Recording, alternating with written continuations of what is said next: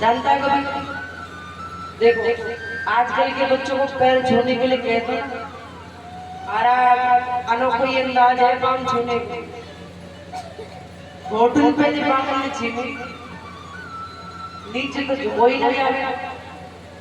और अगर थोड़े से झुक गए तो महाराज हाथ लगे लगे नहीं लगे, हाथ न लगे घोटन पे भी।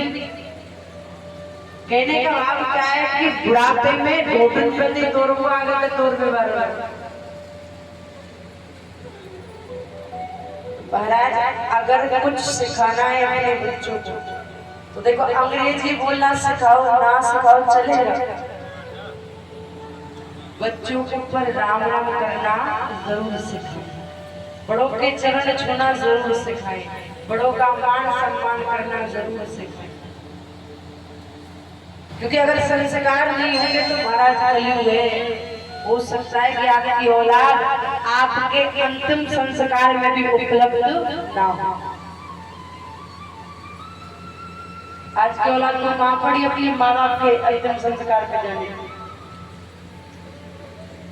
वृद्धाश्रम में जाने न जाने कितने माता पिता को बिना बच्चों के अंतिम संस्कार कर दिया जाता है। तो जीवन में अपने बच्चों को संस्कार देखा, प्रणाम किया, पहली सीढ़ी पर की। नारद जी ने पूछा कौन हो, कहाँ जा रहे हो?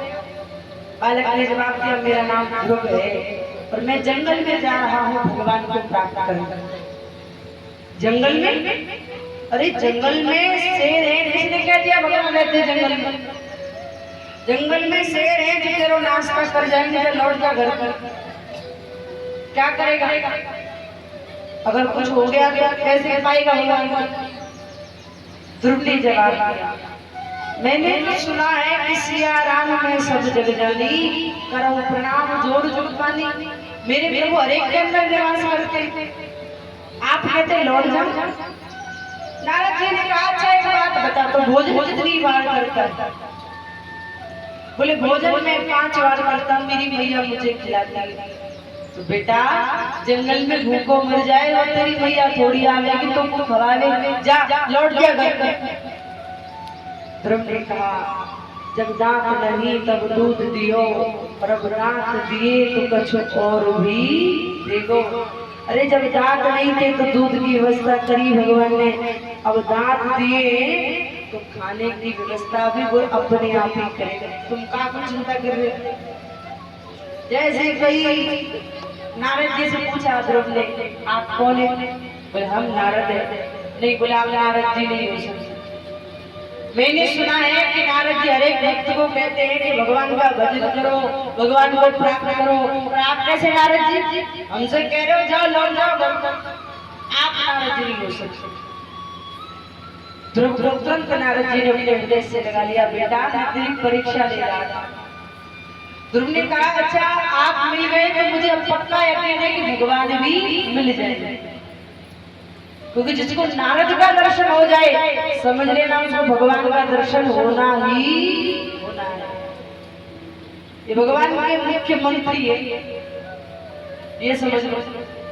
ये जहाँ पर जाए समझ लेना भगवान का आना तय है। सुखदेव जी महाराज कहते राजा नारद जी ने कहा अच्छा एक बात बता, भगवान को पाने तो जा रहा है पर क्या गुरु बनाया है? क्योंकि बिना गुरु के तो तुझे भगवान की प्राप्ति होने वाली नहीं है।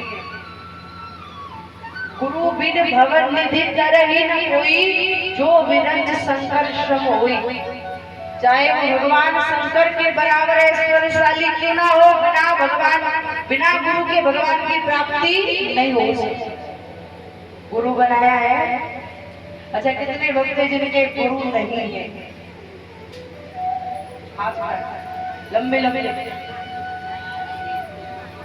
अरे भैया जीवन बीत जाएगा तब बनाओगे।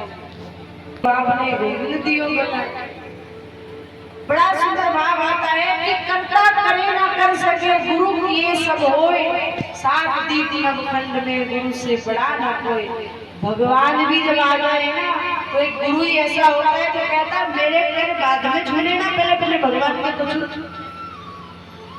क्योंकि बिना गुरु के भगवान की प्राप्ति नहीं हो सकती। तो जीवन में गुरु का होना बहुत जरूरी है। कुछ वक्त कहते महाराज हमने तो ठाकुर जी को ही गुरु बना लिया, ये गलती मत करना। ठाकुर जी को ही माना है, ठाकुर जी को ही गुरु बना लिया तो किसको पाओगे? तो जीवन में गुरु जरूर बनाओ। बिना गुरु के भगवान की प्राप्ति नहीं है।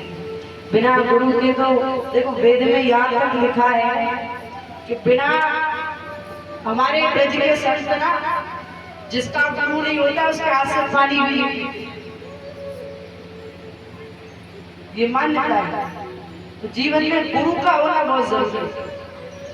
सुखदेव जी कहते हैं राजन, ध्रुव से कहा, ध्रुव ने कहा कि अगर मुझे गुरु मिल गया तो आपसे अच्छा गुरु नहीं मिल सकता, आप ही मेरे गुरु बन जाओ।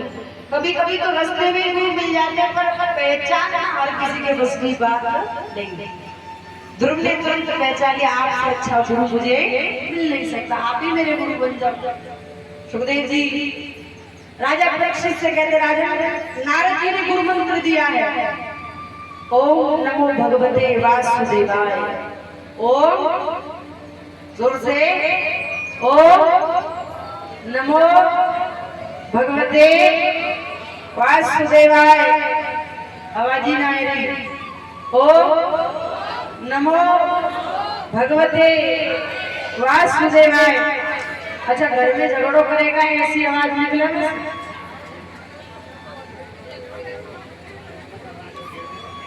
दुगनी निकलती होगी